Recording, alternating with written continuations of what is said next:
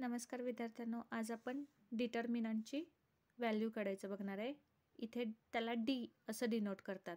इथे बघा A1, A2, B1, B2 अशा फॉर्ममध्ये तुम्हाला नंबर्स दिलेले जातात. तर तुम्ही काय करायचं, A1 multiply A2 minus B1 multiply B2 हा फॉर्म्युला वापरायचा आहे आणि डीची व्हॅल्यू काढायची असते. आता आपण काही एक्झाम्पल बघूया याची. आता याच फॉर्म्युल्यावरती आपण हा प्रॅक्टिस सेट 1.3 बघतोय. पहिला क्वेश्चन आहे, fill in the blanks with correct numbers. तर इथे बघा, आता हा 3 आणि त्याला मल्टिप्लाय 5 करायचं.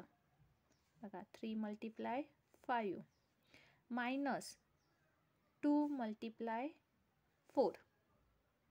ओके, या दोघांचं मल्टिप्लिकेशन 3 5 15 मायनस 2 4 8 आणि 15मधून मायनस 8 केल्यावरती 7 आन्सर झाला पहिला क्वेश्चन आपला. आता आपण दुसरा क्वेश्चन बघूया. दुसरा क्वेश्चन आहे, find the value of following determinant. आता पहिलं एक्झाम्पल आहे -1 2 7 आणि इथे 4 आहे. तर आपण तसंच करूया. या दोघांचं multiplication -1 multiply 4 bracket minus 7 multiply 2. Okay, बघा मायनस प्लसचं मायनस 4 1 4 मायनस 7 2 14. आता 4 ही मायनस आहे आणि 14 ही मायनस आहे, म्हणून या दोघांची ॲडिशन करायची आणि जे दोघांना चिन्ह आहे तेच देऊन टाकायचं. अशा पद्धतीने हे पहिलं एक्झाम्पल आपलं सॉल्व करून झाले. आता बघा दुसरं एक्झाम्पल.